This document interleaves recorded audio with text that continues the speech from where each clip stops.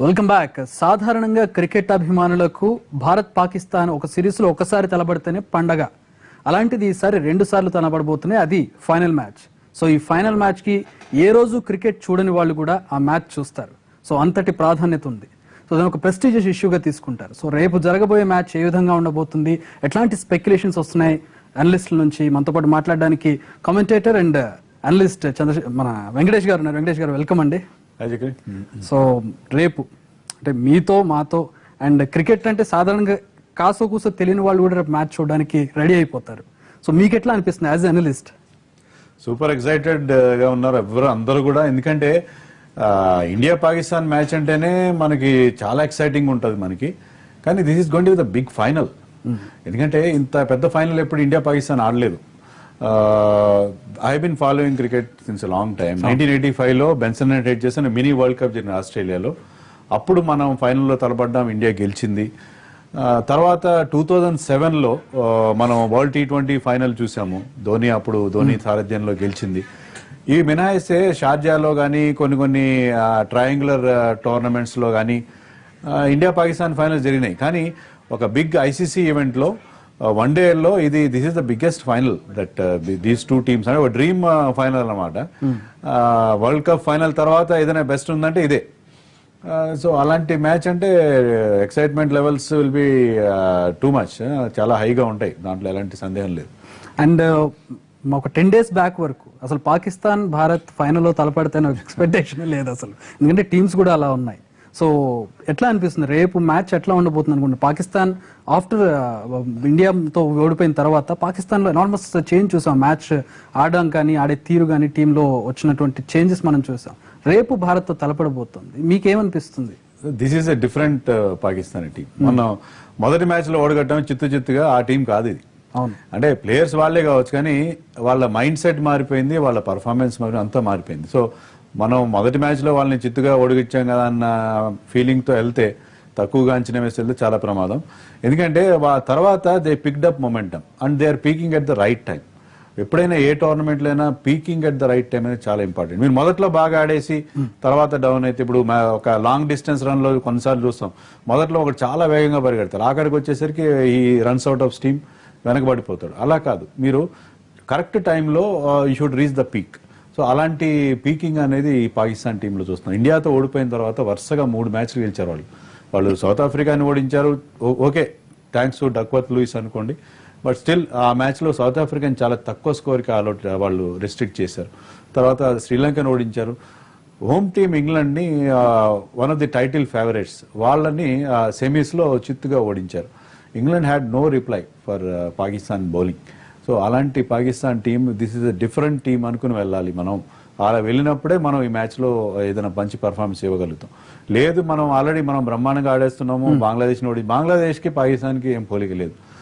ఈ పాకిస్తాన్ టీం, అందులో India Pakistan big ఫైనల్లో మనం చాలా జాగ్రత్తగా ఈ పాకిస్తాన్ టీం. కానీ సార్ వాస్తవంగా ఇండియా టీం వరల్డ్ ఫేమస్ అయిపోయింది, ప్రతి ప్లేయర్ దాదాపు అందరికీ. కానీ పాకిస్తాన్ టీం ఒక్కొప్పుడు ఉన్నటువంటి పరిస్థితి లేదు. వసీం అక్రమ్ కానివ్వండి, షోయబ్ అఖ్తర్, ఇలా పేర్లు చెప్పుకునేవాడు ప్రతి ఒక్కళ్ళు, ఇండియాలో కావచ్చు పాకిస్తాన్. కానీ ఇప్పుడు ఈవెన్ కెప్టెన్ నేమ్ కూడా తెలియనటువంటి పరిస్థితిలో పాక్ టీం ఉంది. ఎట్లా అంచనా వేస్తారు? అదే మీరు అన్నట్టుగా సరే పాత స్టార్స్ తీసేయండి. ఇప్పుడు నిన్న మొన్నటి దాకా ఆడిన షాహిద్ అఫ్రీది, మిస్బావుల్ హక్, యూనిస్ ఖాన్ వాళ్ళు కూడా లేరు ఈ టీంలో. మనకి స్టార్స్ అంటే వెటరన్స్ లైక్ షోయబ్ మలిక్, హఫీజ్, లేకపోతే మహమ్మద్ అమీర్ తప్పిస్తే మిగతా వాళ్ళని మీరు వాళ్ళ ఫోటో చూపించినా వాళ్ళని ఐడెంటిఫై చేయలేరు. ఇవాళ వాళ్ళ కెప్టెన్ సర్ఫరాజ్ అహ్మద్ కూడా చాలా మంది గుర్తుపట్టలేరు. సో అది ఒక విధంగా వాళ్ళకి ఓకే, నో డౌట్ అది యంగ్ అండ్ ఇన్ఎక్స్పీరియన్స్ టీమ్ అనేది డిసడ్వాంటేజ్ కూడా అవుతుంది, అడ్వాంటేజ్ కూడా అవుతుంది. Because they are coming here with the tag of underdogs. తర్వాత వాళ్ళ మీద ఎలాంటి ఎక్స్పెక్టేషన్స్ లేవు, వాళ్ళు ఓడిపోయినా ఎవరు పెద్ద పట్టించుకోరు. బట్ ఇండియా విషయానికి వచ్చేసరికి ఏమవుతుందంటే, ఇండియాలో అందరూ స్టార్సే ఉన్నారు. కోహ్లీని, ధోని తీసుకోండి, even Rohit Sharma is big star, Yuvraj is a big star. So వీళ్ళకి ఏంటంటే ఆ ప్రెషర్ అనేది ఉంటుంది. వాళ్ళకి నథింగ్ టు లూజ్, ఓడిపోయినా పెద్ద ప్రాబ్లం లేదు. కానీ మనకి ఆ ప్రాబ్లం ఉంటుంది. బట్ ఇంకొకటి ఇండియాకి అడ్వాంటేజ్ ఏంటంటే, దీంట్లో చాలా మంది బిగ్ ఫైనల్స్ ఆడారు. యువరాజ్ సింగ్ ఆడాడు, ధోని ఆడాడు, బోల్డెన్ ఫైనల్స్ ఆడారు. ఈవెన్ విరాట్ కోహ్లీ కూడా 2011 ఫైనల్లో ఆడాడు. సో ఫైనల్ ఆడడంలో అనే ఎక్స్పీరియన్స్ అనేది కూడా చాలా important. So that will work in India's favour. But it is in exciting final. But India జాగ్రత్తగా ఆడాలి. ఇప్పుడు you play our normal game, don't try to do anything extraordinary. If you play a normal game, because the other team has no match, మీరు బలాబలాలు man to man చూసుకుంటే ఎలాంటి పోలిక లేదు వాళ్ళకి. మీరు నార్మల్ గేమ్ ఆడండి, ఏదో పెద్ద ఎక్స్ట్రాడినరీగా ఆడదామని ఏదో స్పెషల్ చేద్దామని ప్రయత్నించకుండా ఆడితే India should win easily. But అలా కాకుండా ఏదైనా కొంచెం ప్రెషర్ ఫీల్ అయ్యి ఏదైనా కోహ్లీ కూడా అదే స్టేట్మెంట్ ఇచ్చాడు, ఎలాంటి మార్పులు ఉండవు, ఇదే ఆట తీరు మేము కంటిన్యూ చేస్తే కనుక గెలిచి తీరుతాం. That is the right thing, because they are doing well. బ్రహ్మాండంగా ఆడుతున్నారు. మీకు బ్యాటింగ్ విషయానికి వస్తే టాప్ 3 దాటిపోవాల్సిన అవసరం లేదు. వాళ్ళిద్దరు అన్ని హాఫ్ సెంచరీలు చేస్తున్నారు. They are middling right. So Bangladesh తో ముగ్గురు పోటీ పడ్డారు ఒకరితో ఒకరు. ఆయన ఒక 6 కొడితే ఈయన ఒక 4, ఈయన 4, అట్లా ఆ రకమైన అద్భుతమైన పర్ఫార్మెన్స్ లో ఉన్నప్పుడు ఫామ్ టీమ్ కాబట్టి మనం పెద్ద భంగపడాల్సిన అవసరం లేదు. బట్ స్టిల్ జాగ్రత్తగా ఉండాలి. పాకిస్తాన్ హస్ గాట్ మంచి బౌలింగ్ లైనప్ వాళ్ళకి చాలా బాగుంది. వాళ్ళ బలం బౌలింగ్, మన బలం బ్యాటింగ్. సో మంచి రంజుగా ఉండే అవకాశం ఉంది రేపు మ్యాచ్. సో ఎప్పుడు పాకిస్తాన్ ఇండియా మ్యాచ్ చెప్పినా మనం ఇదే చెప్పుకుంటాం, India's batting versus Pakistan bowling అని చెప్పి. సో అదే ఉంది ఇప్పటికే, అది ఆ ట్రెడిషన్ అనేది కంటిన్యూ అవుతా ఉంది. బట్ నేను అనుకోవడం బౌలింగ్ విషయంలో వాళ్ళకున్న కొత్త బౌలర్స్ విషయంలో ముఖ్యంగా ప్రారంభంలో కూడా మిడిల్ ఓవర్స్ లో వాళ్ళు చాలా మంచి బౌలింగ్ చేస్తున్నారు, రివర్స్ స్వింగ్ చేస్తున్నారు. సో వాళ్ళని మిడిల్ ఓవర్స్ లో మన వాళ్ళని కట్టడి చేయకుండా ఎదురు దాడి చేయాలి వాళ్ళ బౌలర్స్ మీద. లేని పక్షంలో ఏంటంటే ఒక్కసారి వాళ్ళు పట్టు సాధించి కంట్రోల్ సాధించారంటే దాన్ని దాటుకోవడం కష్టమైంది. మీరు బెన్ స్టోక్స్ చూడండి, బెన్ స్టోక్స్ అంత మంచి హార్డ్ హీటింగ్ ప్లేయర్, 64 బాల్స్ ఆడాడు, ఒక్క బౌండరీ కూడా కొట్టలేదు, 30-31 రన్స్ చేసి అవుట్ అయిపోయాడు. సో అలాంటి ఒక మంచి strategy, drying up runs middle overs లో కానీ ఎండ్ ఓవర్స్ లో కానీ వాళ్ళు వేరియేషన్స్ బాగా ఉపయోగించుకున్నారు, యార్కర్స్ వేస్తున్నారు, రివర్స్ స్వింగ్ చేస్తున్నారు. సో ఆ స్కిల్ అంతా వాళ్ళు చూపిస్తున్నారు. సో అక్కడ మనం వాళ్ళ మీద ఎదురుదాడి చేయాలి. వాళ్ళు అక్కడ పరుగులు, ఆ టెంపో అనేది మనం మెయింటైన్ చేయడం అనేది చాలా ఇంపార్టెంట్. సో ఆ రకమైన స్ట్రాటజీతో మనం వెళ్ళాలి. ఇక బ్యాటింగ్ విషయానికి వస్తే వాళ్ళ బ్యాటింగ్ పెద్ద బలం లేదు. బట్ వాళ్ళ ఓపెనర్ ఫఖర్ జమాన్ చాలా బాగా ఆడుతున్నాడు, చాలా మంచి అటాకింగ్ గేమ్ ఆడుతున్నాడు. అతన్ని తొందరగా అవుట్ చేయాలి. అజర్ అలీ మీద నాకు ప్రాబ్లం లేదు, ఎందుకంటే Azhar Ali is basically test player like Rahul Dravid. అతను ఎక్కువసేపు ఉన్నా కూడా వాళ్ళకి ఎక్కువ నష్టమే జరుగుతుంది, మనకి ఫెచ్ అవుతుంది. సో అతని విషయంలో లేదు. కానీ ఫఖర్ జమాన్ ని తొందరగా అవుట్ చేయాలి. వీలైతే ఇఫ్ అశ్విన్ ఆడుతుంటే అశ్విన్తో అతన్ని ఓపెనింగ్ ఓవర్ వేయించి, బికాజ్ ఇది లెఫ్ట్ హ్యాండర్, అశ్విన్ చాలాసార్లు న్యూ బాల్ తో బౌలింగ్ చేశాడు, అతన్ని అవుట్ చేసి ఆ ఫఖర్ జమాన్ తొందరగా అవుట్ చేయాలి. That is the strategy. Otherwise వాళ్ళ బ్యాటింగ్ లో పెద్ద బలం ఉందని అనుకుంటున్నాను. మన బౌలింగ్ లైనప్ ఎట్లా ఉంది అనుకుంటున్నారు ఇన్ కేస్ వాళ్ళ బ్యాటింగ్ లైనప్ హిట్ అయితే కనుక? మన bowling lineup Bumrah and Bhuvneshwar are excellent, దాంట్లో ఎలాంటి సందేహం లేదు. స్పిన్నర్స్ కూడా పర్వాలేదు. వాళ్ళు ఏంటంటే మిడిల్ ఓవర్స్ లో పరుగులు కట్టడి చేస్తున్నారు. ఎక్కడ ప్రాబ్లం వస్తుందంటే 5th బౌలర్ హార్దిక్ పాండ్యా 10 ఓవర్లు వేసే పరిస్థితి లేదు, అంత సీన్ లేదు అతనికి. 10 ఓవర్లు వేస్తాడు, అతను కోటా పూర్తి చేస్తాడని, ఎందుకంటే is going for lot of runs. లేకపోతే నో బాల్ ప్రాబ్లం కూడా చూసాం లాస్ట్ మ్యాచ్ లో. సో అందుకని హార్దిక్ పాండ్యా విషయంలో మరి మనం ఒక 5th స్పెషలిస్ట్ బౌలర్ని తీసుకుని హార్దిక్ పాండ్యాని కంటిన్యూ చేయడమా, లేకపోతే హార్దిక్ పాండ్యాని డ్రాప్ చేసి ఉమేష్ యాదవ్ గానీ షమీన్ గానీ తీసుకురావడమా అనేది ఆలోచించాలి. మీకేమనిపిస్తుంది? అదే అనిపిస్తుంది నాకైతే. You need a 5th bowler. ఎందుకంటే బుమ్రా న్యూ బాల్ తో పెద్ద ఎఫెక్టివ్ కాదు. అతను వికెట్స్ ఎప్పుడు తీస్తాడంటే డెత్ ఓవర్ స్పెషలిస్ట్, అతను లాస్ట్ లో తీస్తాడు.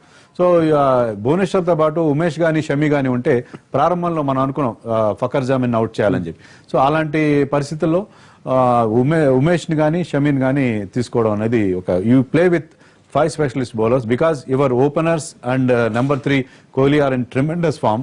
మీకు పెద్ద లాంగ్ బ్యాటింగ్ లైన్ అవసరం లేదు, 5 స్పెషలిస్ట్ బ్యాట్స్మెన్ ఉంటే సరిపోతుంది. సో మీరు 5 బౌలర్స్ తో వెళ్ళండి, ధోని ఉంటాడు, దట్ కాంబినేషన్ షుడ్ వర్క్. అలాంటి పరిస్థితుల్లో ఐదర్ జాదవ్ని కానీ పాండ్యాని కానీ డ్రాప్ చేసి యూ ప్లే 5th బౌలర్. అది అప్పుడు మనకున్న ఒకే ఒక వీక్నెస్, ఇప్పుడున్న ఈ టీంలో ఉన్న ఒకే ఒక వీక్నెస్ ఏంటంటే ఆ 5th బౌలర్ స్లాట్ లో ఒక వీక్ లింక్ అనేది మనకు కనిపిస్తుంది. దాన్ని కానీ కవర్ చేస్తే ఇది చాలా అన్బీటెన్ టీమ్ గా ఉంటుంది. వాళ్ళ బౌలింగ్ లోకి రేపు ఆమీర్ వచ్చి జాయిన్ అవుతున్నాడు. Will that make any difference? Definite గా ఆమీర్ ఈవెన్ ఫస్ట్ మ్యాచ్ లో కూడా ప్రారంభంలో రోహిత్ ని వణికించాడు. అతను వికెట్ అయితే తీయలేదు, కానీ Aamir with new ball is always dangerous. అతను ఈజ్ క్యాపబుల్ ఆఫ్, ఇంతకుముందు మనం గత ఎక్స్పీరియన్స్ లో చూస్తే T20 ఫార్మాట్లో వాటిలో కానీ ఆమీర్ ప్రారంభంలో మనని వికెట్లు తీయడం అనేది మనం చూస్తాం. So is a wicket taking bowler. On his day he can be very very dangerous. So Aamir చేరిక అనేది డెఫినెట్ గా వాళ్ళ బౌలింగ్ ని మరింత పదునెక్కిస్తుంది.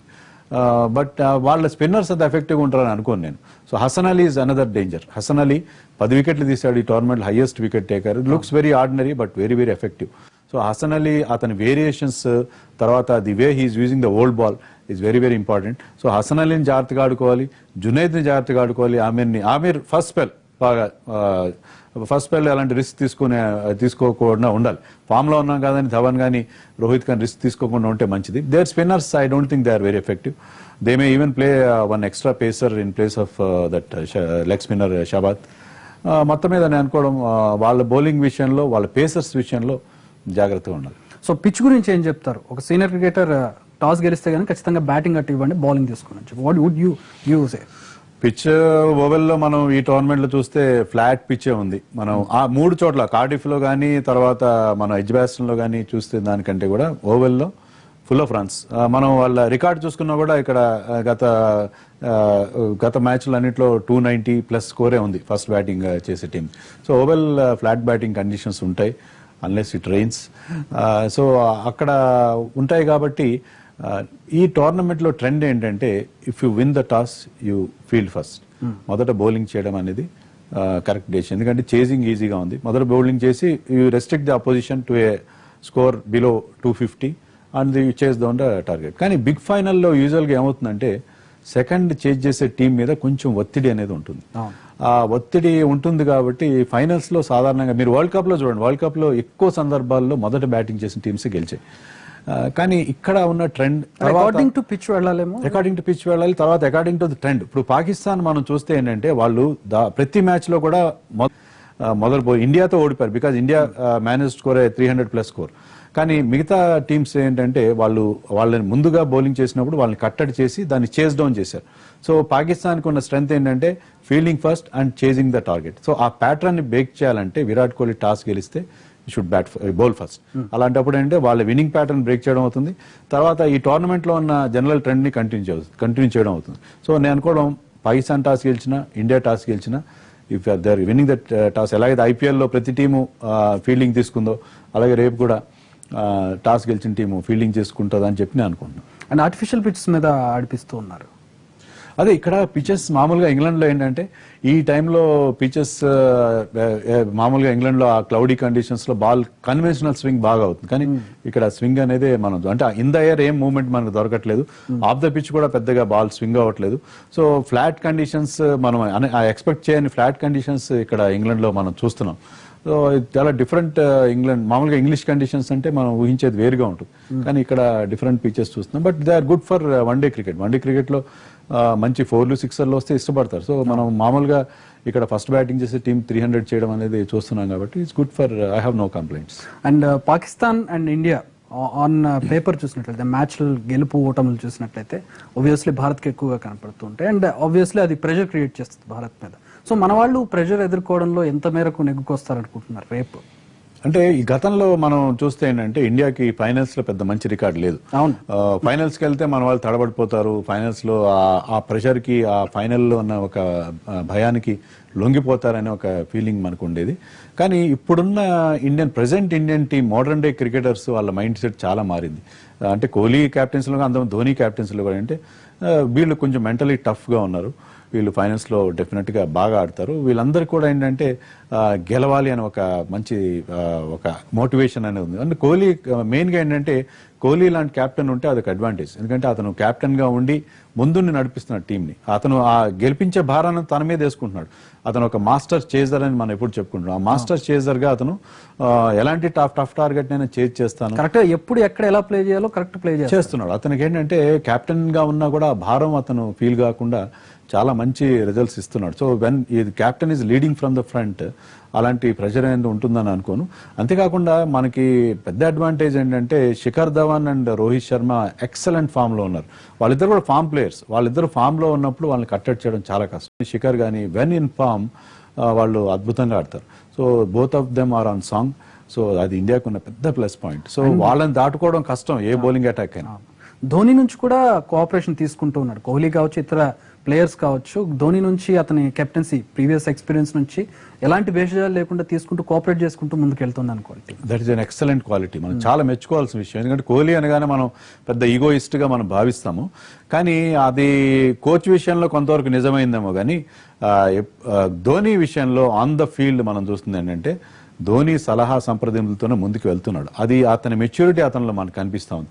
సో ఏదైనా కీలకమైన నిర్ణయం తీసుకునేటప్పుడు he's using the vast experience of Dhoni. Dhoni cool headed గా ఉంటాడు, కోహ్లీ కొంచెం ఎమోషనల్ గా ఉంటాడు. సో వాళ్ళిద్దరి కాంబినేషన్ చాలా బాగా వర్కౌట్ అవుతుంది. సో ధోని సలహాను తీసుకోవడం, అలాగే ధోనిని కొంతవరకు ఫీల్డ్ సెట్ చేయనివ్వడం. మామూలుగా వికెట్ కీపర్స్ కి they are in the best place.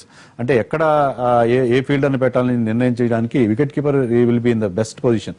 So అందుకని ధోనికి ఆ స్వేచ్ఛనివ్వడం, ధోనితో కన్సల్ట్ చేసి నిర్ణయాలు తీసుకోవడం అనేది కోహ్లీ చేస్తున్న చాలా మంచి నిర్ణయం.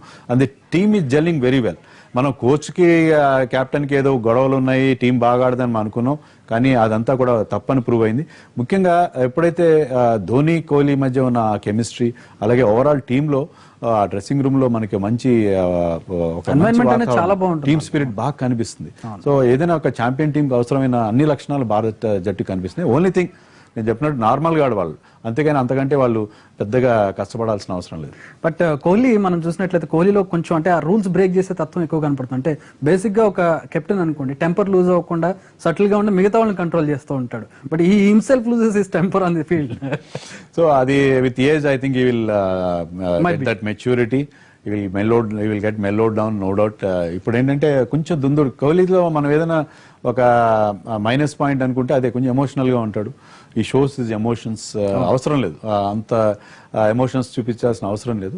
రేపటి మ్యాచ్ ఆబ్వియస్లీ ఎమోషన్స్ అనేవి క్యారీ అవుతాయి. ఎందుకంటే ఇండియా పాకిస్తాన్ అంటే high tension, high octane match. అది ఎమోషన్స్ ఉంటాయి, టెన్షన్స్ ఉంటాయి. బట్ కోహ్లీ నేను అనుకోవడం, కోహ్లీ డెఫినెట్ గా దాన్ని బాగా హ్యాండిల్ చేస్తాడు.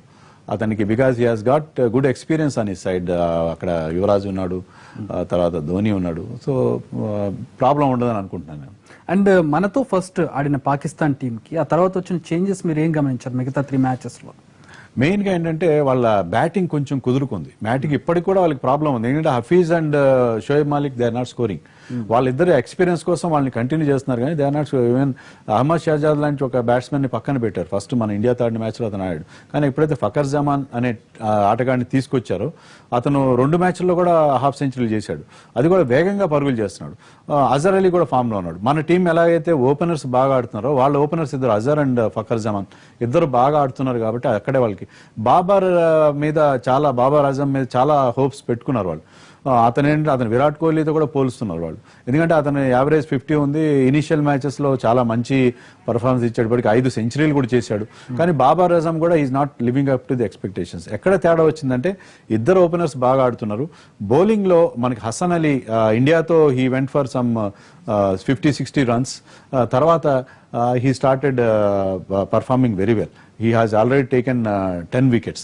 So Hassan Ali bowling, తర్వాత ఓపెనర్ల ఆట ఇక్కడ వాళ్ళకి బాగా కలిసి వచ్చింది. అంటే మొదట్లో ఆడిన పాకిస్తాన్ టీంకి ఇప్పటికీ ప్రధానంగా మనకు తేడా ఏం కనిపిస్తుంది అంటే ఓపెనర్స్ పర్ఫార్మెన్స్, అలాగే Hasan Ali as a bowler గా అతను ఎదిగి రావడం అనేది వాళ్ళకి బాగా కలిసి వచ్చిన అంశం. అండ్ మనం ఓడిపోయిన శ్రీలంక మ్యాచ్ లో మన వాళ్ళు చేసిన మిస్టేక్స్ ఏంటి, ఎక్కడ రెక్టిఫై చేసుకోవాలి? వికెట్లు తీసుకోలేకపోయారు. ఎందుకంటే మామూలుగా వన్డే మ్యాచ్ లో వికెట్లు చాలా ఇంపార్టెంట్. ఈవెన్ బంగ్లాదేశ్ తో కూడా వెన్ తమీమ్ ఇక్బాల్ అండ్ ముష్ఫికర్ రహీం మధ్య ఒక సెంచరీ పార్ట్నర్షిప్ వచ్చిందో ఇండియా కొంచెం తడబడింది. ఆ స్టేజ్ లో కొద్దిగా బంగ్లాదేశ్ కి ఎడ్జ్ ఉందేమో అనిపించింది. ఇప్పుడైతే విపరీతంగా పెరిగింది. ఒక అశ్విన్ ఓవర్ లో 3 ఫోర్లు కొట్టాడు తమీమ్ ఇక్బాల్. సో ఆ స్టేజ్ లో మనకి ఎప్పుడైతే వికెట్లు తీయరో మీకు అవతల జట్టుకి అడ్వాంటేజ్ అనేది వస్తుంది. వాళ్ళ మొమెంటం అనేది వాళ్ళ వైపు షిఫ్ట్ అవుతుంది, ప్రెషర్ ఫీల్ అవుతారు. అందుకని ఆ టైంలో ఎప్పుడైతే మనకి వికెట్లు వచ్చాయి, కేదార్ జాదవ్ లాంటి ఒక పార్ట్ టైమర్ ని తీసుకురావడంతో మనం బ్రేక్ త్రూ సాధించగలిగాము. అక్కడ మనకి మళ్ళీ we could come back in to the game. So మన శ్రీలంకతో అలాంటి వికెట్లు తీయలేకపోయాం. సో ఆ వికెట్లు తీయలేకపోయినప్పుడు ఎప్పుడైనా సరే, ఇప్పుడు T20 ఫార్మాట్ వచ్చిన తర్వాత if you have wickets in hand, any target is not safe. So వికెట్లు చేతిలో ఉంటే ఏ టీం అయినా సరే ఆ లక్ష్యాన్ని ఛేదించే ఒక పరిస్థితి మనకు కనిపిస్తుంది. కాబట్టి you have to take wickets, you have to go for the broke. మీరు మామూలుగా ఆడితే లాభం లేదు. మీరు అటాకింగ్ ఫీల్డ్స్ పెట్టో లేకపోతే బౌలింగ్ చేంజెస్ తీసుకొచ్చో వికెట్లు తీసుకోవాలి. వికెట్లు తీసుకోకుండా మేము కేవలం పరుగులు కట్టడి చేస్తామంటే అది అన్ని సందర్భాల్లో వర్కౌట్ అయ్యే అవకాశం లేదు. సో పిచ్ రికార్డ్ చూసినట్లయితే ఎంత స్కోర్ ఉండే అవకాశం ఉంది రేపు మ్యాచ్లో? మనం ముందే చెప్పుకున్నాం ఏంటంటే ఓవల్ పిచ్ ఖచ్చితంగా బ్యాటింగ్ అనుకూలిస్తుంది కాబట్టి ఫస్ట్ ఇండియా కనుక బ్యాటింగ్ చేస్తే 300+ స్కోర్ చేస్తారు. ఎందుకంటే అది ఆడిన ప్రతి మ్యాచ్లో 300+ స్కోర్ చేసి మొదట బ్యాటింగ్ చేసి 300+ చేస్తున్నాం. నో డౌట్ శ్రీలంకతో చేసి కూడా ఓడిపోయాము. బట్ 300+ స్కోర్ మనం చేయగల సామర్థ్యం మన బ్యాటింగ్ లైనప్ ఉంది. But I cannot say the same thing about Pakistan. ఎందుకంటే పాకిస్తాన్ మొదట బ్యాటింగ్ చేస్తే అంత చేస్తుంది అనుకో, ఎందుకంటే వాళ్ళ బ్యాటింగ్ లో అంత బలం లేదు. ఓపెనర్ల తర్వాత వాళ్ళకి ఏం పెద్దగా 2 వికెట్లు పడ్డాయంటే వాళ్ళకి ఏంటంటే ఆ ఓపెనింగ్ తర్వాత పెద్ద బలం లేని పరిస్థితి మనకు కనిపిస్తుంది. బట్ ఇండియా కనుక మొదట బ్యాటింగ్ చేస్తే considering the form of Dhawan, Rohit and Kohli, I think we can score 300 runs easily. But ఏంటంటే జాగ్రత్తగా ఆడాలి. అది మనం బాగా ఫామ్ లో ఉన్నాం అని చెప్పి దాన్ని లైట్ గా తీసుకుంటే మాత్రం చాలా కష్టం. కోహ్లీ యాటిట్యూడ్ చూస్తే మాత్రం అట్లా కనబడట్లేదు. పాకిస్తాన్ మెచ్చుకున్నాడు ఒక పక్కన, అంటే దాన్ని ఎక్కడ తక్కువ అంచనా వేయడం లేదు, అండ్ ఇదే గేమ్ ప్లాన్ కంటిన్యూ చేస్తానని చెప్తున్నాడు, స్టేట్మెంట్ ఇచ్చాడు. కోహ్లీలో ఉన్న గొప్ప క్వాలిటీ ఏంటంటే he never gets carried away. Situation ప్రకారం ఆడుతున్నాడు అతను. అతని బ్యాటింగ్ స్టైల్ కూడా మనం చూస్తే ఏంటంటే ఈ బ్యాట్స్ ఇన్ డిఫరెంట్ గేర్స్. అంటే ప్రతిసారి ఎదురు దాడి చేయడం బౌలర్స్ మీద అట్లా కాదు. మనం పాకిస్తాన్ జరిగిన మొదటి మ్యాచ్లో చూసాం, చాలా స్లోగా స్టార్ట్ అయ్యాడు. తర్వాత ఆఫ్టర్ సమ్ రిథంలో కూడా కనబడలేదు. కానీ ఒక స్టేజ్ దాటిన తర్వాత షాట్స్ రావడం మొదలైన తర్వాత we have seen a different Kohli. So Kohli different గేర్స్లో ఆడగలడు, రెస్పాన్సిబుల్గా కూడా ఆడగలడు అని చెప్పి మనకి తెలుస్తూ ఉంది. కాబట్టి నో ప్రాబ్లం. నేను అనుకోవడం రోహిత్ కానీ శిఖర్ ధవన్ కానీ వాళ్ళు ఎందుకు కన్సిస్టెంట్గా ఆడుతున్నారంటే ప్రతి బంతిని 4 కొట్టాలని వాళ్ళు ప్రయత్నించట్లేదు. They are waiting for the loose ball. So ఆ మెచ్యూరిటీ అనేది మన ఓపెనర్లు ఇద్దరిలో కూడా కనిపిస్తూ ఉంది. గతంలో లేదు అది. శిఖర్ ధవన్ ఏంటంటే యూజువల్గా చాలా దూకుడుగా ఆడేవాడు. వీరేంద్ర సెహ్వాగ్ టైప్ లో ఆడతాడని చెప్పి లెఫ్ట్ హ్యాండెడ్ సెహ్వాగ్ అని చెప్పుకునేవాళ్ళు. కానీ ఇప్పుడు అతను చాలా మంచి మెచ్యూరిటీ ప్రదర్శిస్తున్నాడు. ఆ మెచ్యూరిటీ టీంకి చాలా బాగా ఉపయోగపడుతూ ఉంది. సో లైన్అప్ కానివ్వండి, ప్లేస్మెంట్ ఎక్కడైనా డిఫరెన్స్ ఉంటే బాగుంటుందని మీకు అనిపిస్తుంది? ఎక్కడైనా ప్లేస్మెంట్ చేంజ్ చేయాలని అనిపిస్తుంది? అంటే ద్రావిడ్ కొన్ని సూచనలు చేశాడు. ఏంటంటే యువరాజ్ తర్వాత ధోని కంటే కూడా ముందు జాదవ్, పాండ్యాని పంపించాలి అలాంటి సజెషన్స్ చేశాడు. కానీ depends on the match situation. మ్యాచ్లో మన చేంజ్ చేస్తున్నామా, లేకపోతే మొదట బ్యాటింగ్ చేస్తే మొదట ఎలాంటి ప్లాట్ఫామ్ క్రియేట్ అయింది, మనకి ఎప్పుడు యాక్సెలరేషన్ కావాలి, రన్స్, అలాంటివన్నీ నిర్ణయాలు బట్టి మనం డెసిషన్ తీసుకోవాలి. ఎందుకంటే మీరు జాదవ్ని పాండ్యాని ముందే ఆడించేసి ఫినిషర్స్గా మనం ధోనీని కానీ యువరాజ్ని పెడితే ఏంటంటే they take some time. Dhoni కానీ యువరాజ్ కానీ వచ్చి రావడంతోనే పెద్ద షాట్స్ కొట్టరు వాళ్ళు. They take some time to settle down. So అలాంటప్పుడు మనకి ఆఖర్లో వాళ్ళు వస్తే ఇబ్బంది అయ్యే అవకాశం ఉంది. అందుకని ఈ depending on the match situation you change the batting order. లేని పక్షంలో నెంబర్ 4లో మనకి ఖచ్చితంగా యువరాజ్ ఉంటాడు, నెంబర్ 5లో ధోని ఉంటాడు, ఆ తర్వాత జాదవ్, పాండ్యా, ఇదే ఆర్డర్ మనకి వస్తుంది. లేదు ఒకవేళ మనకి వీళ్ళు టాప్ 3 45th ఓవర్ దాకా ఆడారంటే you play Pandya ahead of Dhoni and Yuvraj because you need quick runs in the last 5 overs. Thank you very much sir. Thanks for the analysis Venkatesh garu. So అది భారత్ బాగా ఆడాలి, పాకిస్తాన్ కూడా బాగా ఆడాలి, బంతికి రసవత్తరంగా సాగాలి, కానీ భారత్ గెలవాలి. All the best to team India.